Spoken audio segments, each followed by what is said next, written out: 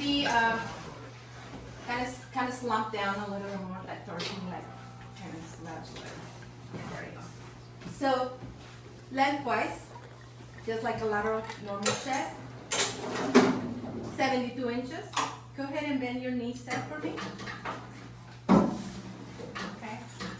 So when the patient gets here, the first thing you're going to do is adjust this. Sorry, go back again.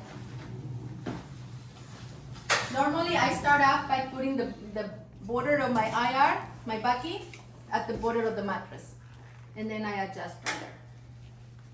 Go ahead and next thing I'm gonna do is try to bring my patient as close as I can to the bucky.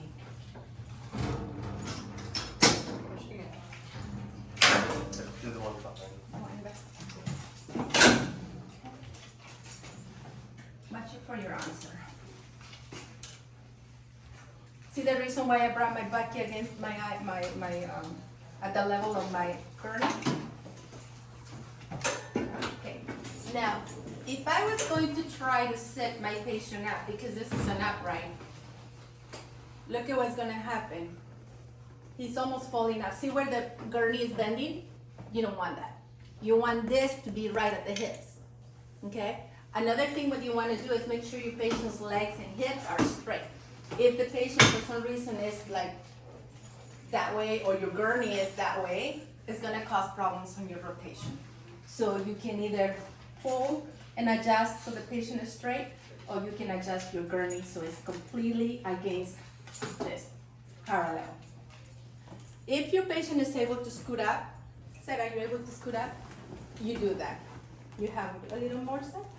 You wanna make sure that the hips are about the area where it bends. Okay, if the patient cannot stand up, then you're gonna have to use your muscles, get some help and pull them up as high. Sometimes I even pull them way too much, because when I sit them, they're gonna go down a little. Watch this. So Sarah, I'm gonna sit you up. See? Sometimes when you do this, and then sometimes I push. But let's say my patient cannot sit all the way like he just did. Let's say he just has matched right there, okay? I'm gonna need to bring him forward. And, oh,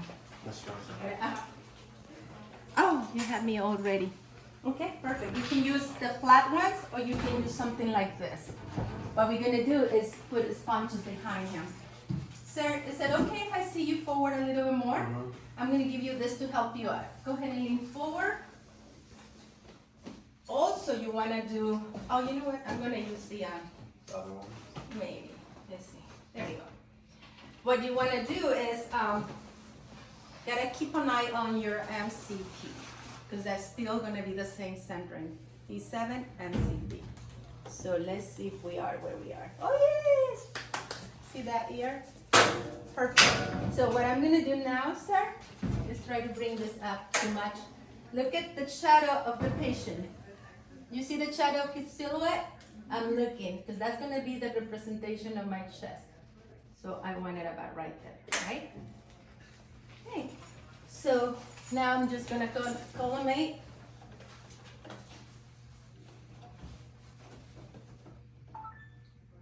Put a marker on it. Okay. Now, important. Sarah, I'm going to place this over your lap. Now, don't just do this, because is this protecting the patient? Mm-hmm. No, so you gotta try to do something like this.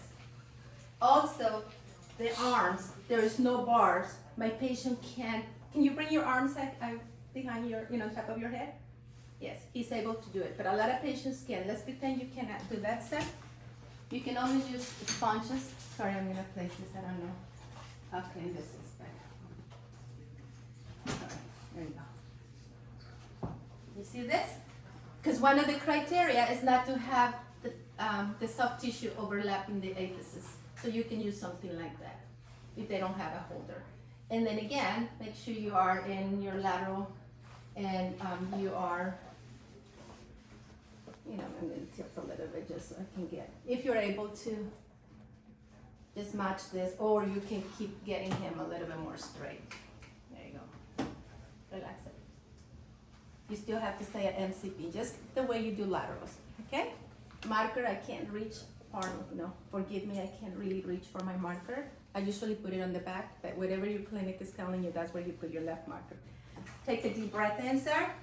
Hold it. That's it. Okay? Go ahead and relax for a moment. What I don't want you to forget is two things which I did on purpose. Does anyone can tell me what it is? The break, number one, and what was the other thing that I told you not to forget to make sure you don't have in the way?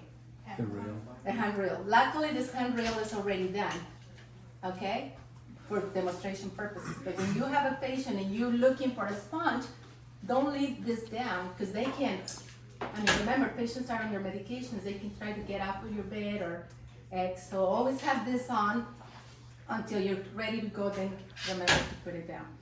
And then obviously the brake, because I do have a brake right here, but if you don't, they can be like, these gurneys can be crazy. Some of the gurneys don't work properly, so in the process of moving, it has happened to me where I forget to put the brake, and when I'm pushing forward from here, there goes the whole thing, the whole gurney in myself. So yeah, those two things. Let's do the AP set right now. I'm gonna have you, let's see if I can turn this a little bit. For the AP,